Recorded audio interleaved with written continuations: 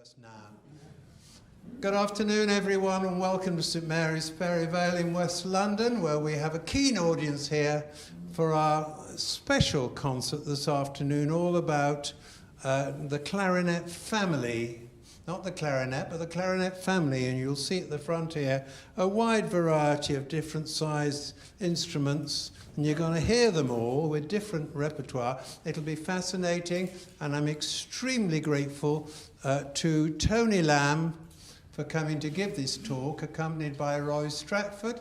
There's details on the website all about Tony and about Roy.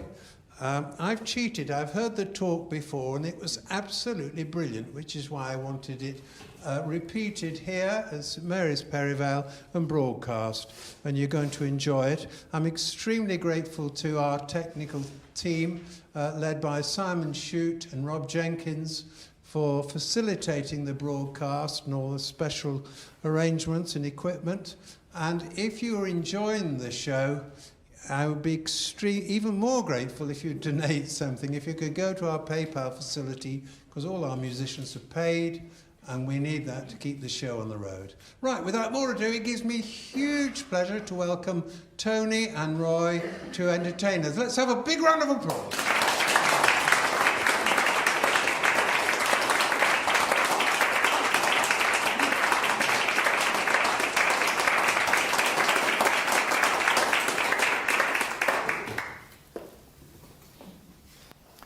Thank you very much, Hugh. This is billed as a talk about the clarinet family. To be more precise, it's a talk about half the clarinet family. The 6 instruments you see here are only about half of the total number that I could have brought. Just to give you an idea of the ones that are not here, this is the smallest clarinet, the E-flat. There is actually one even smaller than that, clarinet in A-flat, which is very rarely used, sometimes in military bands, that sort of thing.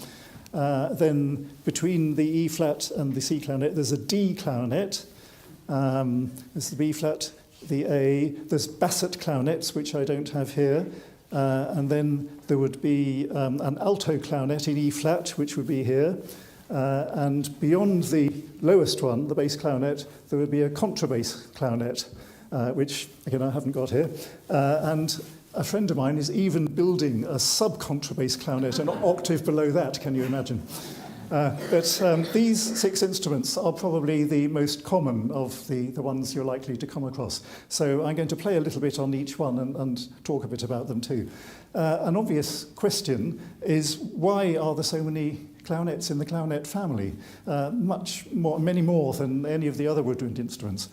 Well, probably the main reason is the clarinet, unlike other woodwind instruments, when you blow the higher notes, on most instruments there's a key at the back to release the higher notes. On the other instruments, when you do that, you use the same fingering, but just open the key at the back. You get the same note, but an octave higher. On the clarinet, you don't. You get a note that's an octave and a half higher. And that makes it a bit more complicated for fingering. The early clarinets in the 18th century, they had very few keys, perhaps about 5 keys or so. And it was even more difficult playing certain passages on those, with the fact that the clarinet overblows at an octave and a half, not an octave. So they started making clarinets in different keys in order to make passages easier for the clarinetist. Now, when I say that's a clarinet in E-flat, for instance, what that means is that when I play the scale of C, if I read from the music and see a C, it actually comes out on the piano as an E-flat. So C is the easiest key to play in. So that's the clarinet in E-flat, and it's the same with the others. This is the clarinet in B-flat, for instance. So when I play my C, it comes out as a B-flat on the piano. So starting at the top end of the clarinet in E flat. This is mainly used by composers for sort of special effects or rather sort of wild or extrovert music. The piece you've probably heard more often than anything else using the E flat is Richard Strauss' Till Eulenspiegel, and of course you'll recognise the famous phrase which portrays Till himself. In fact, it was really written for a clarinet in D originally, but I think the clarinet in E flat gives it even more of the sort of character he probably wanted. Another instance of composer using the special sound of the E flat is Berlioz's Symphonie Fantastique. In the movement, which is a Dream of a Witch's Sabbath, there's a very demonic sort of passage that the E flat has.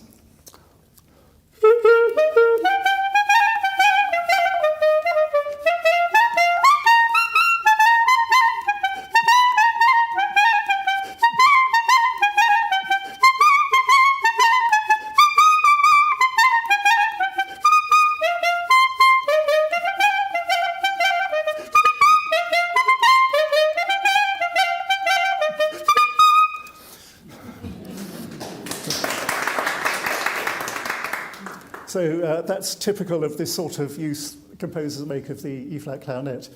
There's a piece by Janacek, Concertino, for piano with 6 other instruments.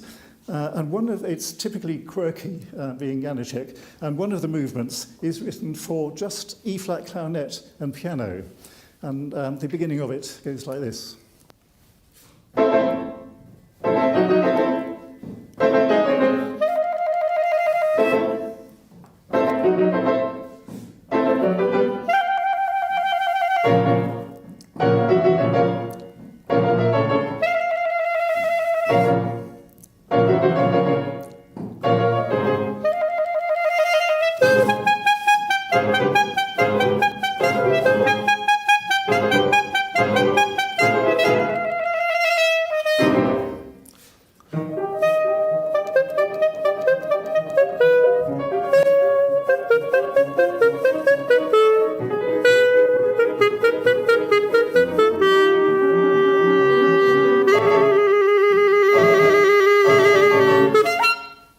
So on. But that's typical of the E-flat clarinet. But it is possible to play it. That sounded like an E-flat clarinet. It is possible to play it in a more mellifluous way. It's not done very often. A lot of you may know Anna Hashimoto, the clarinetist who's played here in this church several times. In one of her CDs, she wanted a piece on E-flat to show its more expressive side, and she arranged the well-known aria Casta Diva from Bellini's Norma for E-flat clarinet and piano. We're going to play just the beginning of that.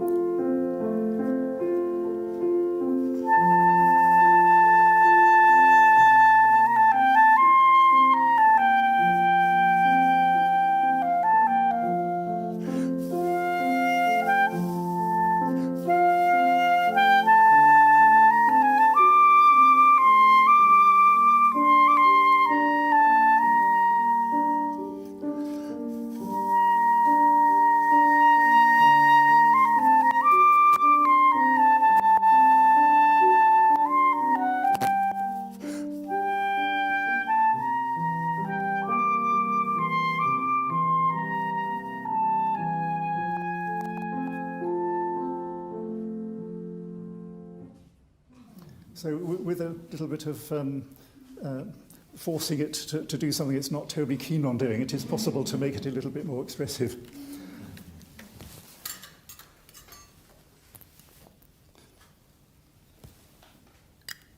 Moving on down the line of clarinets, the next one, biggest one, is the clarinet in C, which, as you'd expect, my scale of C is the same as the piano.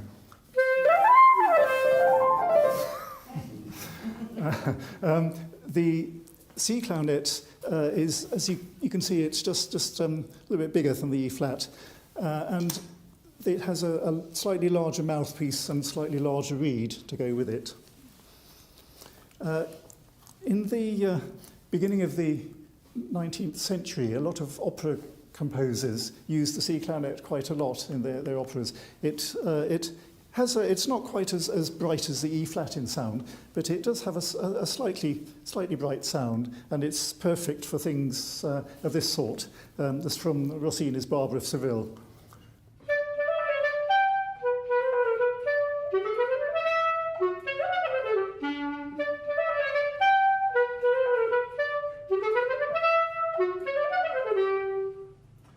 So that's typical of the use of the C clarinet at that time.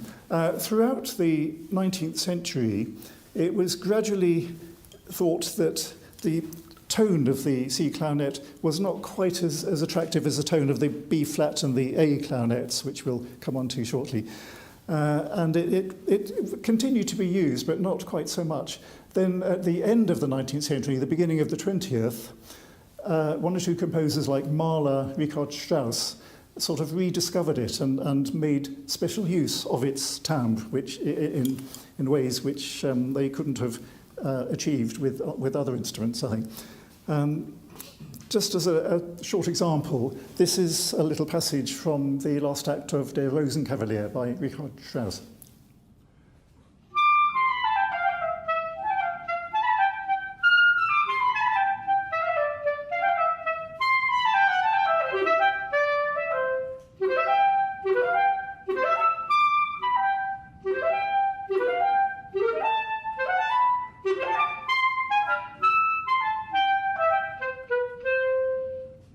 So there's quite a sort of bright, alert tone that the C clarinet has.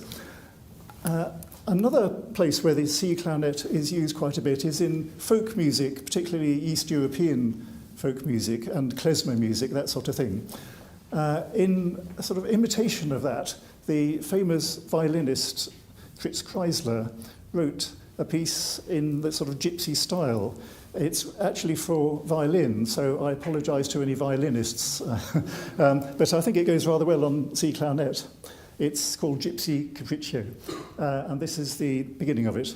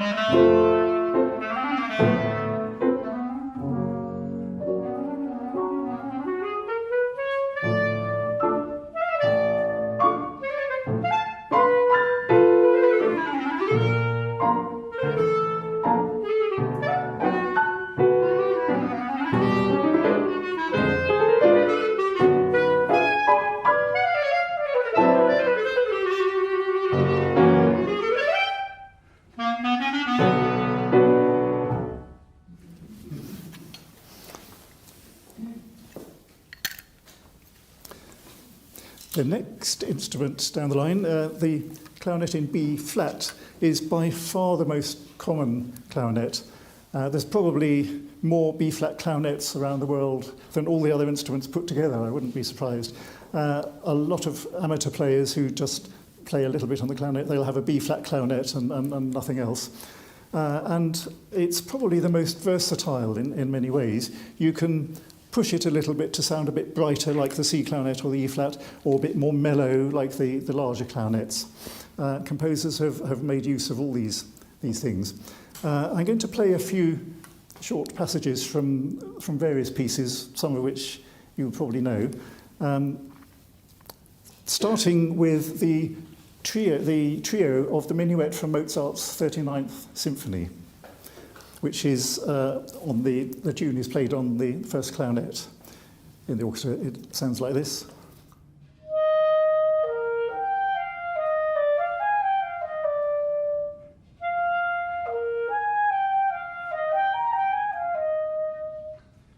Now, while the first clarinet is playing that, the second clarinet is playing an accompaniment, an Alberti bass.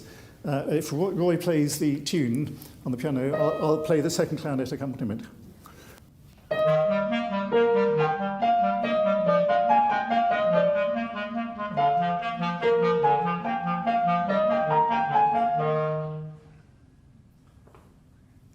Not many years after Mozart's death, the clarinet had been developed quite a lot, and in Mozart's time the instruments still had perhaps 5 or 6 keys, but by the fairly early years of the next century, they'd acquired perhaps twice as many, maybe 10 or 11 keys, and of course that made it much easier playing complicated passages and chromatic scales and more virtuosic music. And of course, a lot of composers took advantage of that. Spohr and Weber both wrote concertos, clarinet concertos, which contained a lot of virtuosity, very extroverting character. This is the first clarinet entry, the first movement of Weber's second concerto.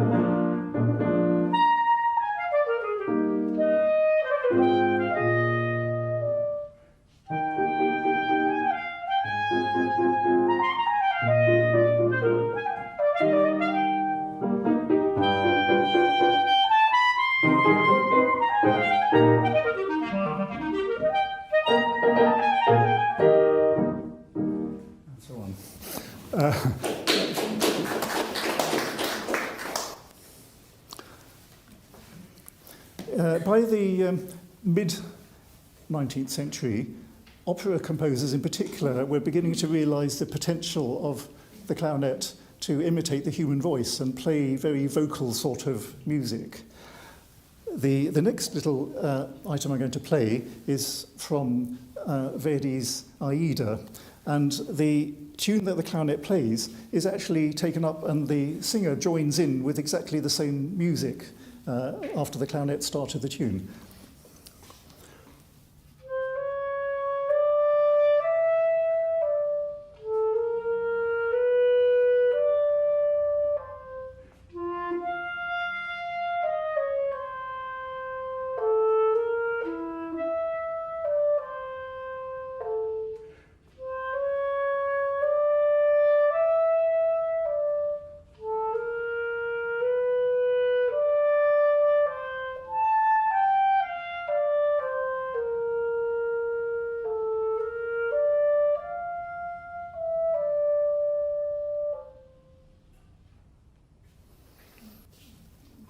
Moving on just a little bit further in time, at the end of the 19th century, Brahms wrote 2 sonatas for clarinet and piano, which have become really pillars of the repertoire.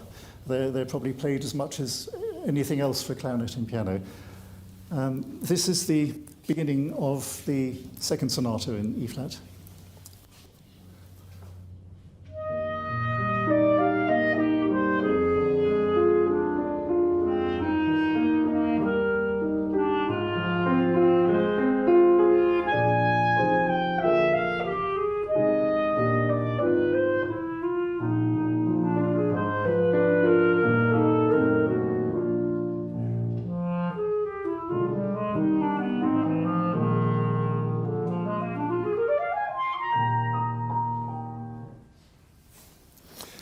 It's a little bit of a generalization, but the German tradition, on the whole, tends to be sort of warm and rich and relatively serious, whereas the French tradition developed along slightly different lines.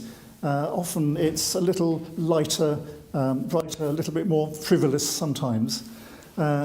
This is, we're now going to play a little bit of a movement from Saint-Saëns Clarinet Sonata, which is very light and buoyant, a little bit whimsical, different sort of tradition altogether from the German tradition.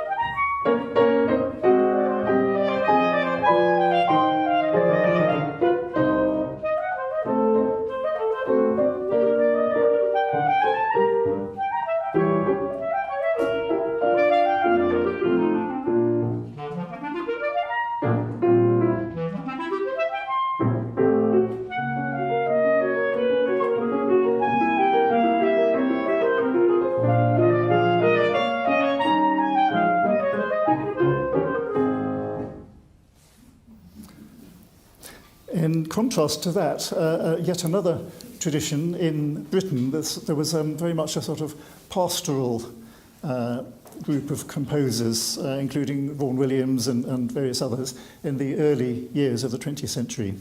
Vaughan Williams wrote 6 studies in English folk song. This is some of the beginning of one of them.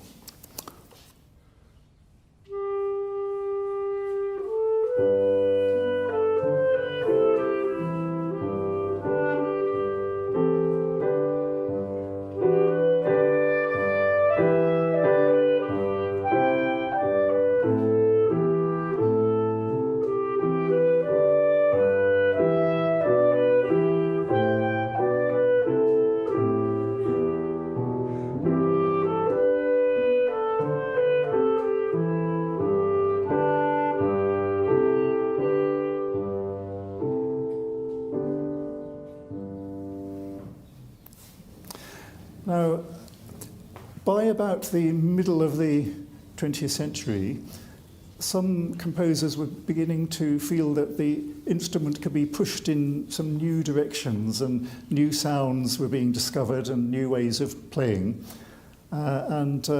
Since that time, some more sort of avant-garde composers have used these possibilities. I'm going to just play a few bars of a piece which was written about 10 years ago by a young composer called Andrew Reynolds. And it contains quite a few sounds which you haven't heard yet.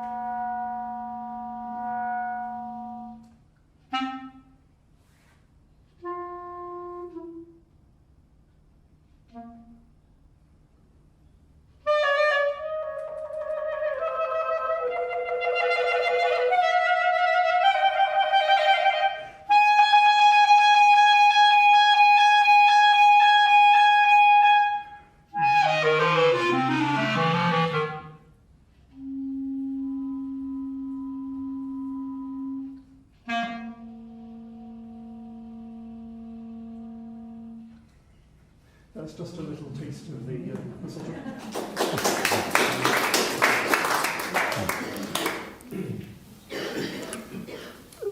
my last excerpt on B-flat clarinet is something quite different again. The B-flat clarinet is used almost exclusively by jazz clarinetists. This actual instrument, which I now own, was once played and owned by Keith Bird, a very famous jazz clarinetist in the 1960s and 70s. Unfortunately, I haven't inherited his ability to play jazz, but just to give you an idea of the sort of the sounds, I'll play the opening of the famous Gershwin Rhapsody in Blue.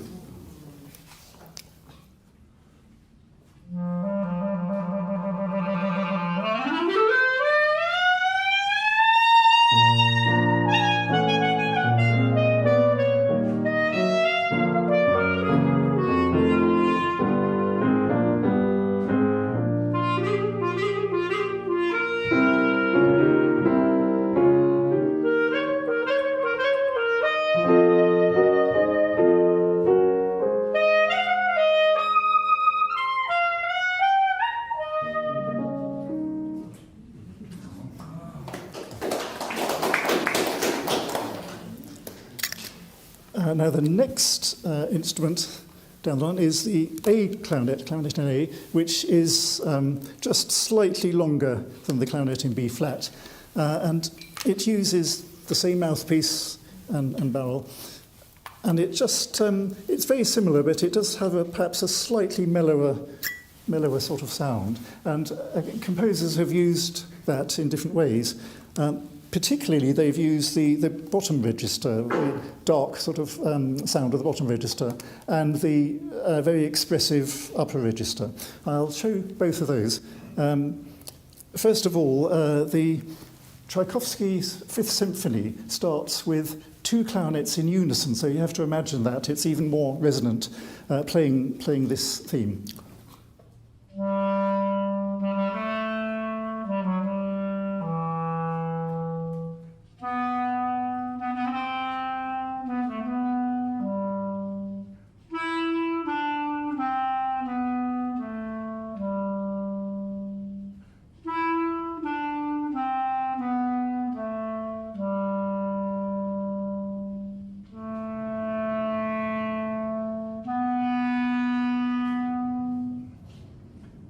A few years later, Dvorak wrote his cello concerto. I'm sure he must have known the Tchaikovsky symphony because he does something very similar at the start of the concerto. Again, two clarinets in unison, playing something very similar to that in the low register of the A clarinet.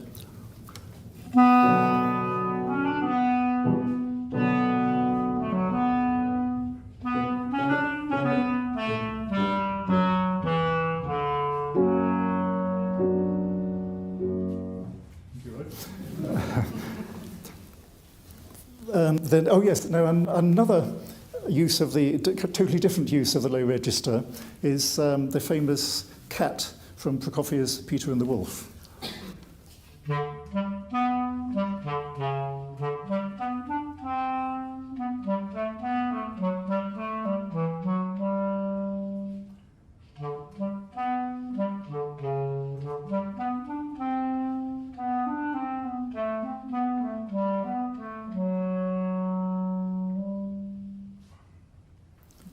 Now, the upper register of the A clarinet, I think, is, as I say, particularly expressive, and composers have used it in many times. I'm going to play two short excerpts to show that. The first one is the famous solo from the last act of Tosca by Puccini, famous clarinet solo, which accompanies the tenor aria.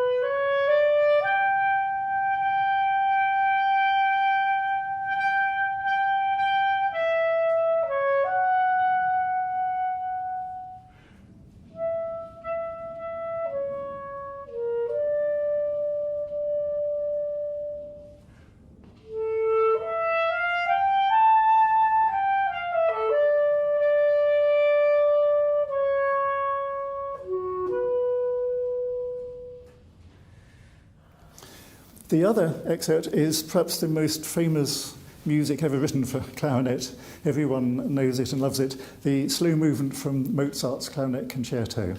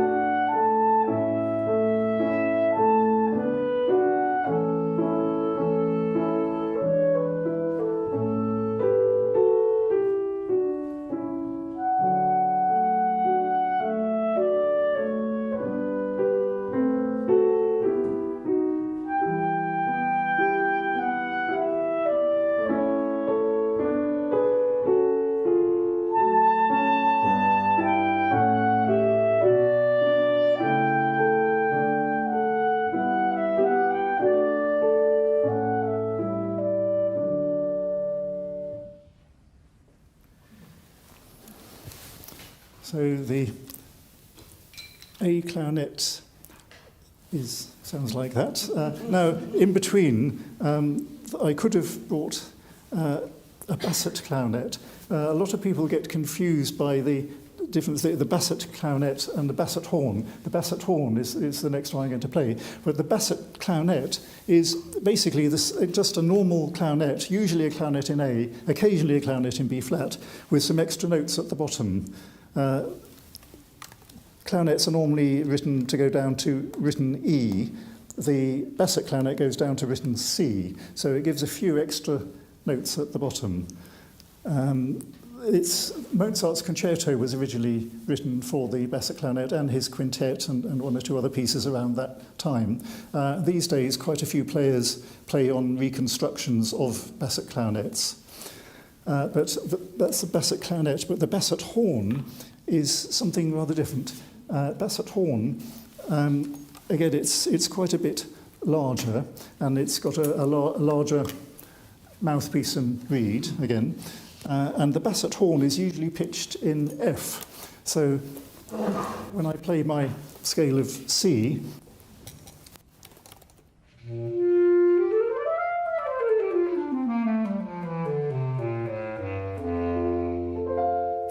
comes out as F.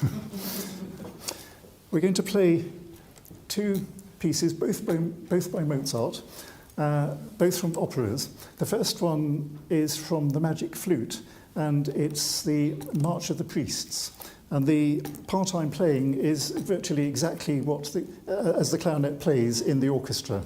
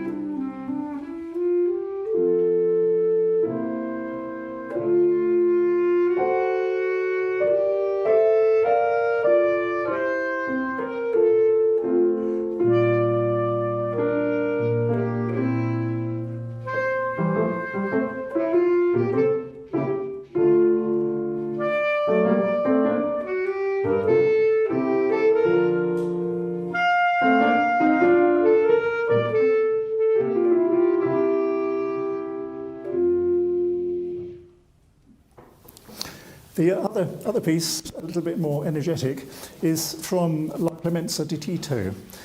Now, when Mozart wrote this opera, he wrote two numbers which included an obbligato for his friend Anton Stadler, for whom he wrote the concerto as well. And one of the arias, one of the obligatos, is for basset clarinet, and the other one is for basset horn. We're going to play the end section of the aria, which includes the basset horn, and Roy is going to play both the orchestral part and the vocal part.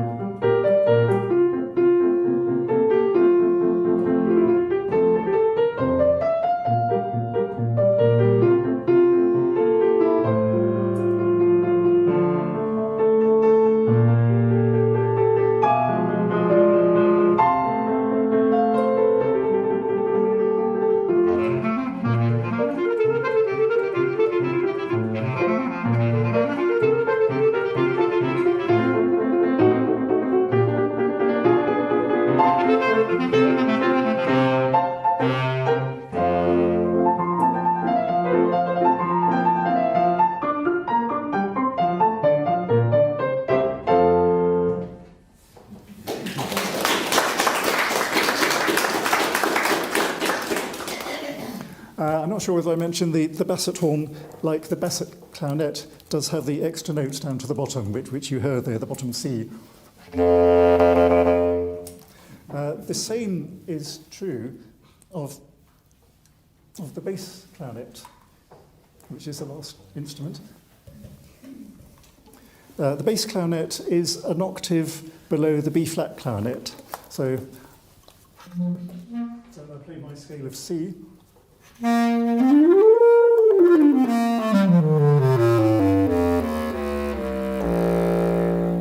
It comes out as B-flat.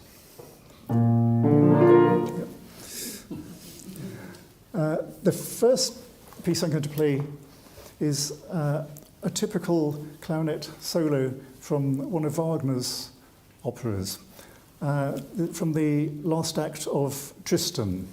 This is a typical solo that he writes these for the bass clarinet in a lot of his operas, usually fairly slow, very expressive, and often around the sort of middle register of the bass clarinet.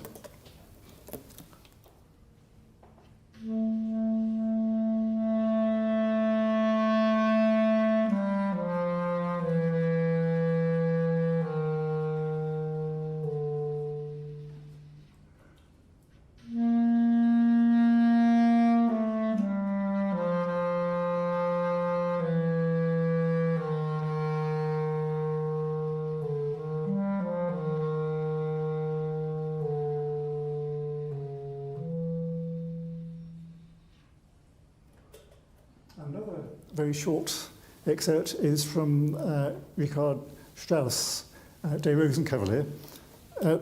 Towards the end of the first act, there's a very melancholy section where the Marschallin is musing about the passing of time, and the bass clarinet has a couple of phrases which illustrate that very well, going down to the lower reaches, dark sounding.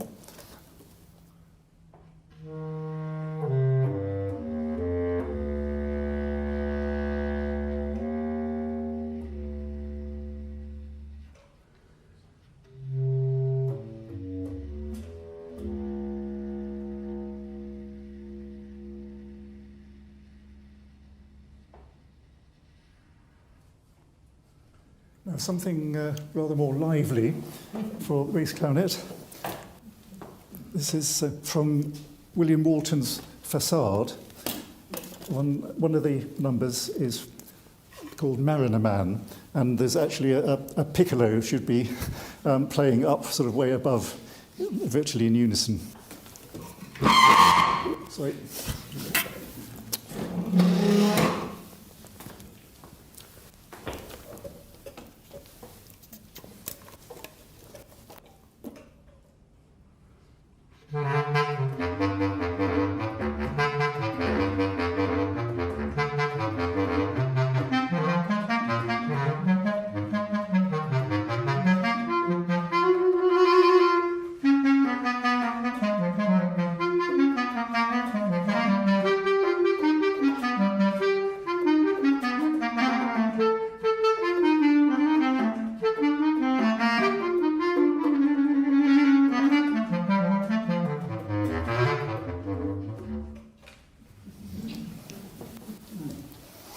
And that's all the excerpts for all these clarinets.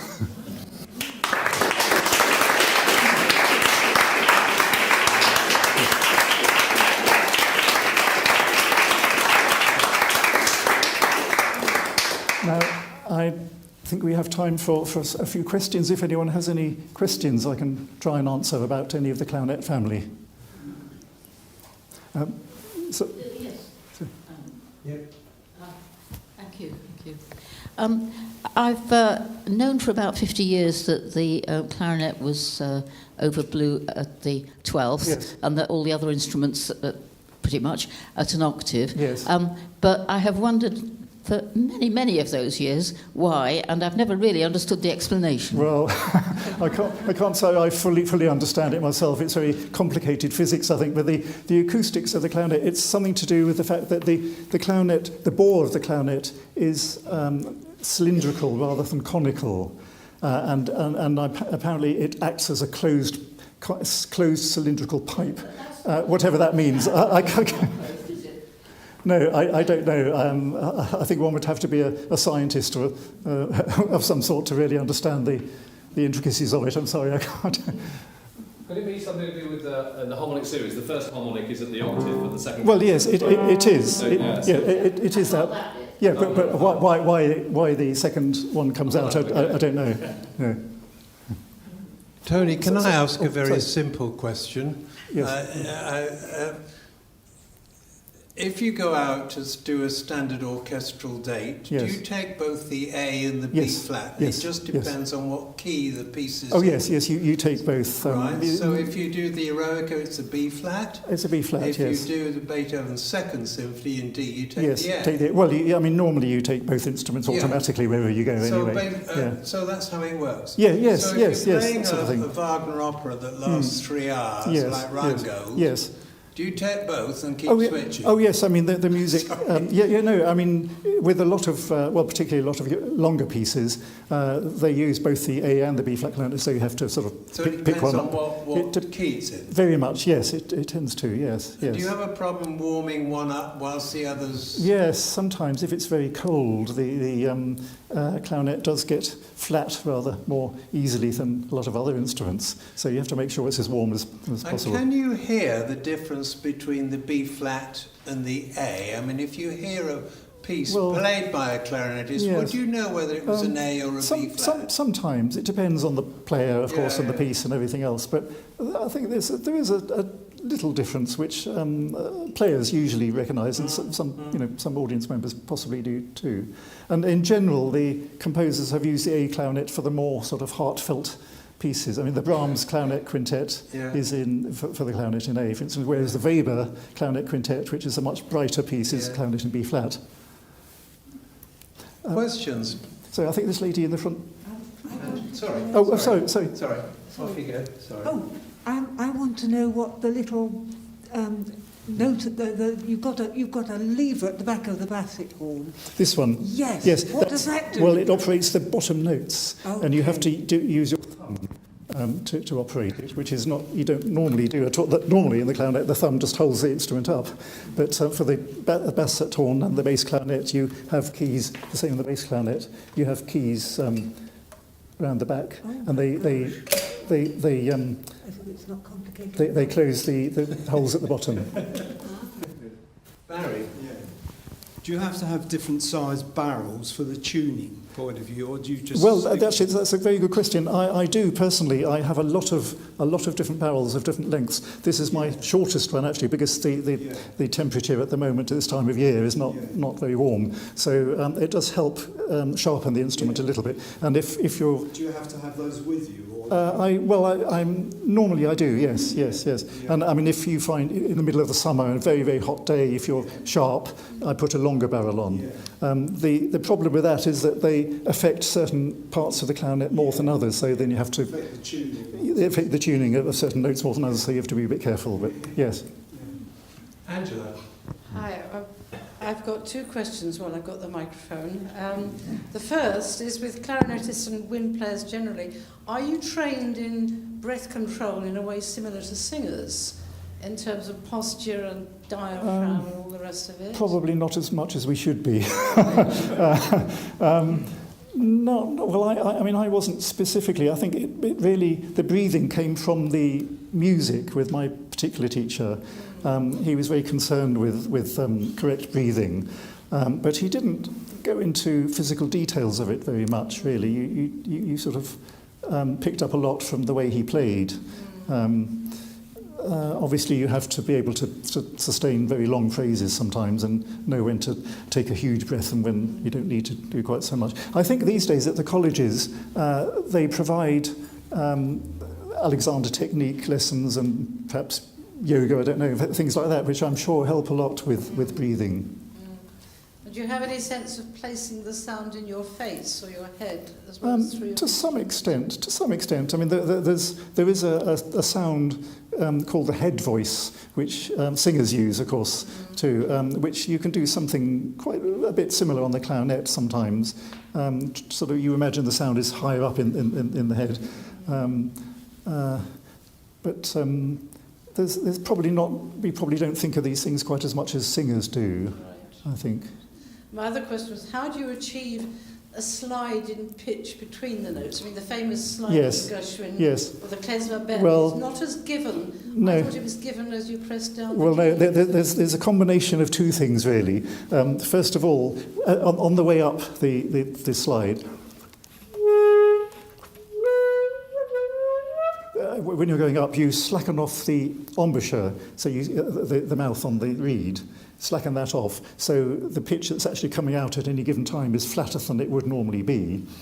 For instance, I mean, if I got to the here, and I slacken off, it's a bit flatter. And you carry on like that with a slack embouchure until you get to the top. And at the same time, you sort of slide the fingers off, so you're not uncovering each hole one by one. So you do a sort of...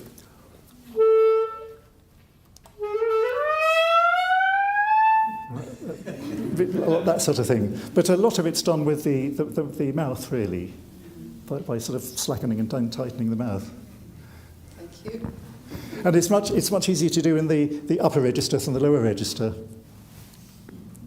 Jerry? Is there not a virtually impossible passage in the last movement of the Mozart concerto with fast arpeggios over the break? It is quite tricky, yes. I think a lot of people... That's because it's a basset. Yes. Well, yes, I mean, a lot of players now use the basset clarinet, and they do it down at the bottom, so they don't have to worry about going over the break. So what do you do with the B flat? You retreat or you just... Well, I mean, a lot of players do something like...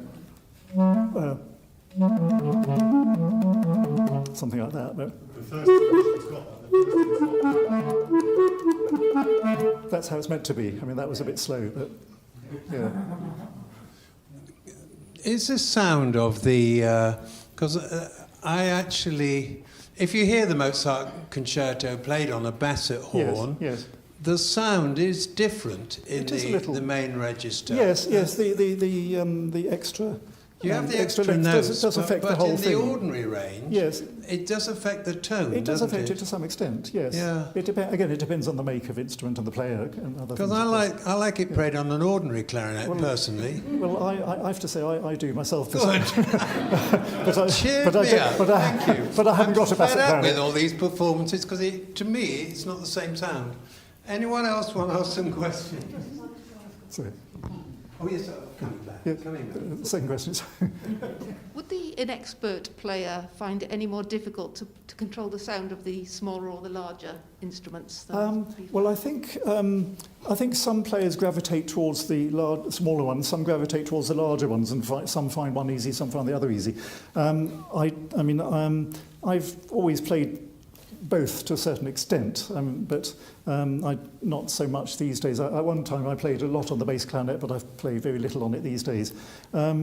Yes, maybe it partly depends. I mean, if someone with very big hands, thick fingers, perhaps they don't like the flat clarinet so much because there's not so much space, so they probably gravitate towards the larger instruments more. Yes, mine's kind of related. Do you need an awful lot more puff to fill up the bass clarinet Yes. than the E flat? You do. You do, and this is why the solos, like the one I played from the Wagner, they're so difficult because a lot of them are very long, and you need a huge amount of breath. And the best players, and the players who play bass clarinet all the time, like my colleague Rob Alt in the English National Opera Orchestra, he plays bass clarinet solos, and he seems he can go on forever playing these long solos with no problem. But you do need a lot more. Did you use circular breathing? I've never developed that. A few people have. I don't know if people do it on the bass. Do they do it on the bass? No. I don't know if people are doing it on the bass. No. I remember seeing great Harry Carney, who was in the... Yes. And he just played one note Yes. with two guineas. Yes. It's a technique used more with the oboe and flute, perhaps, than the clarinet. But yes, it is possible, but not for me. One. Just to go to practicality slightly, I imagine that what's on the platform represents quite a lot of money. Yeah, and yes. what you haven't brought but have left at home, probably another lot more. Is there any more way in which things could be amalgamated? There are so many of them. You know, I'm sort of used to the violin family, you know, Yes, which seems relatively practical, although I remember when I started the viola, I thought it should be deeper than that, which indeed it sort of should in a way. But anyway, that's irrelevant. Is there any way that you could do for another couple of pairs of these instruments what has happened with the A and B flat ones? Or is it just that they're so close together anyway? In pitch, I mean. Well, I think the thing with the instruments like the E flat and all of them really. Each one, I hope you've heard to some extent today. Each one has a distinct timbre of its own, which the composers use in specific ways. One thing which does surprise me is the clarinet in D, which would be here, just slightly bigger than the E-flat clarinet, has more or less dropped out of use because it has a rather lovely sound of its own, and you can make it sound bright like an E-flat clarinet, but you can also sound more expressive on it, and for some reason it's sort of, I don't know why, it's more or less dropped out of use. It's a pity. But I suppose the most... what is the cost of the top professional range clarinet, roughly? Is it 10k, 20k, or...? What would you say, Mark? The bass is about 10,000.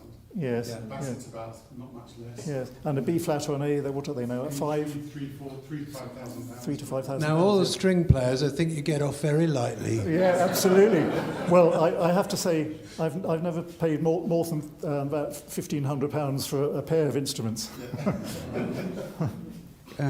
Could you say something about what clarinets are made out of and how they differ from, say, the clarinets of Mozart's time? Well, yes. I mean, clarinets of Mozart's time were often made out of boxwood or very light woods. I mean, light in colour and light in not very dense. Clarinets these days, they're made out of, it's a sort of African blackwood. What's the name of it? It has a name, I can't remember. Yes, so when it's cut, it's actually brown, and they actually it's not black. They stain it. The makers stain them black, which is a pity. Some makers now they leave them without the stain, which I think looks rather attractive. But it's a heavier, denser wood than the woods they used in Mozart's time. There are metal clarinets. There are metal clarinets. They've tried all sorts of things really, and plastic ones, of course, which are used more for cheaper models. What's the contraption there on the mic stand? It's right in front of you. It's a black thing. That. Yeah. They're microphones. Oh, they're microphones.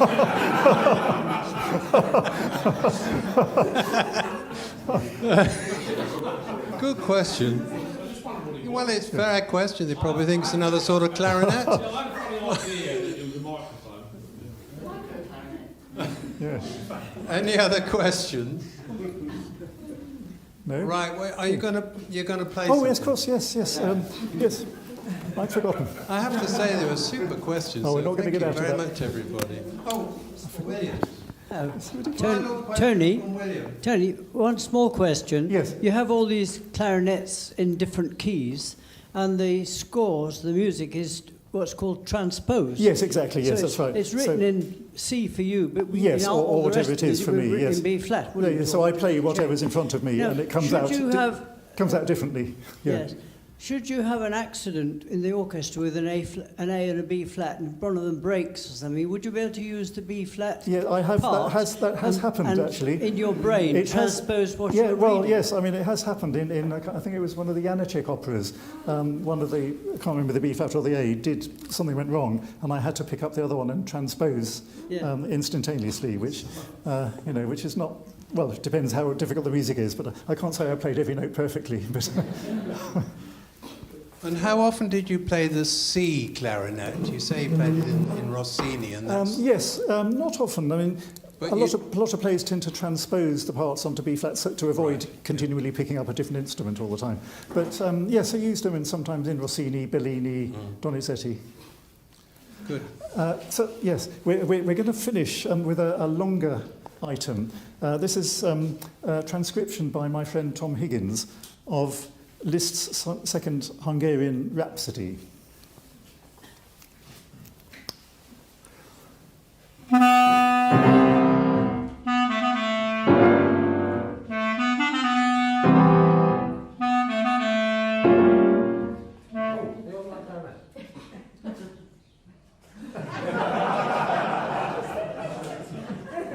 This was a deliberate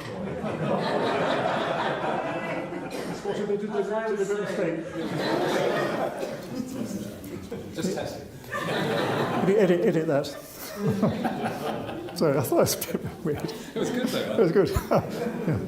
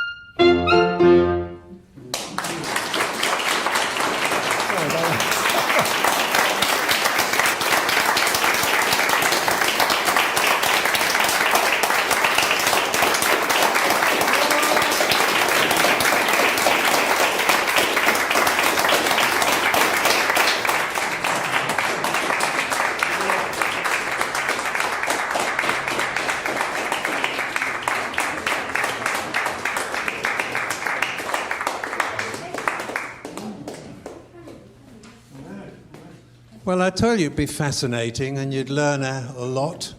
I certainly did, and thank you for all the super questions too. It was a fascinating afternoon, and I've learned a hell of a lot. We probably need this every year because I don't retain stuff very much now. But it was a terrific afternoon, and I'm very grateful for everyone here and for everyone watching from afar. I'm also very grateful to our technical team, Simon Shute and Rob Jenkins, who are behind us to make sure you can hear it all, etc. I'm very grateful to them. And if you've enjoyed it, as always, we need support, please. So please donate via our website, PayPal facility. And we got an extremely busy week, quite a bit over the top, but tomorrow we got a wonderful jazz concert. Rob Luft, and coming with a wonderful singer as well. He's a very well-regarded jazz guitarist. On Tuesday we have Janine Kong, a wonderful classical pianist playing Beethoven and Brahms. On Thursday we've got Fenella Humphreys and Viv McLean, who's very well known here. A violin and piano duo, both superb. And then on Saturday, we have the Liszt Society have their annual day here and an international piano competition. So there are 4 Liszt recitals during the day. So that's 5 concerts in about 7 days. So it's probably enough, more than... But anyway, so lots to watch. They will all be streamed. Please keep watching. Please donate. Tell your friends and keep the show on the road. Thank you very much for being with us, and a good afternoon from St Mary's Perivale. Thank you.